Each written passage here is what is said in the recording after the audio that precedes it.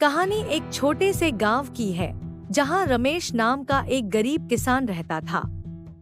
रमेश ईमानदार और मेहनती था, लेकिन उसकी किस्मत हमेशा उसका साथ नहीं देती थी। एक दिन गांव में एक अजनबी आया। वह अजनबी अमीर, प्रभावशाली और रहस्यमयी था। उसके बारे में कोई कुछ नहीं जानता था, लेकिन गांव वालों को उससे डर भी लगता था। रमेश के पास पैसा कम था और उसकी फसल भी खराब हो गई थी। उसे किसी तरह पैसे की सख्त जरूरत थी।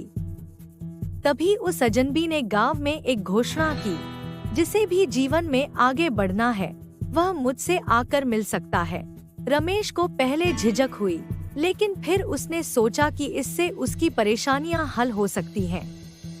वह उस अजनबी के पास पहुंचा और बोला, मुझे अपने परिवार को बचाने के लिए मदद चाहिए। अजनबी ने उसकी बात सुनते हुए कहा, मैं तुम्हारी मदद कर सकता हूँ, लेकिन तुम्हें एक शर्त माननी होगी। तुम्हें मेरे दिए गए काम को बिना सवाल किए पूरा करना होगा। रमेश ने अपनी कठिनाइयों को देखते हुए शर्त मान ली। अजनबी ने उसे एक संदूक दिया और कहा, इस संदूक को गांव के पास वाले जंगल में लेकर जाओ और सूरज डूबने से पहले इसे वहीं एक गुफा में रख दो।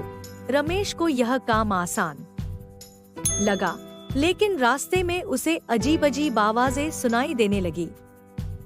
उसका दिल डर से धड़कने लगा, लेकिन उसने सोचा कि वह किसी भी हालत में यह काम पूरा करेगा। जैसे ही वह गुफा के पास पहुंचा, उसने देखा कि संदूक से खून टपक रहा है। अब उसका डर और भी बढ़ गया, लेकिन रमेश ने हिम्मत नहीं हारी। उसने संदूक को गुफा के अंदर रखा और भागकर घर आ गया। अगली सुबह गांव में खबर फैल गई कि वह अजनबी गायब हो गया है। गांव वालों ने सोचा कि वह रमेश से बदला लेने आया था, लेकिन रमेश ने उन्हें सच्चाई बताई। गांव का बुजुर्ग उसे देखकर मुस्कुराया और बोला, रमेश, तुमने सही किया। यह अजनबी लालच का प्रतीक था।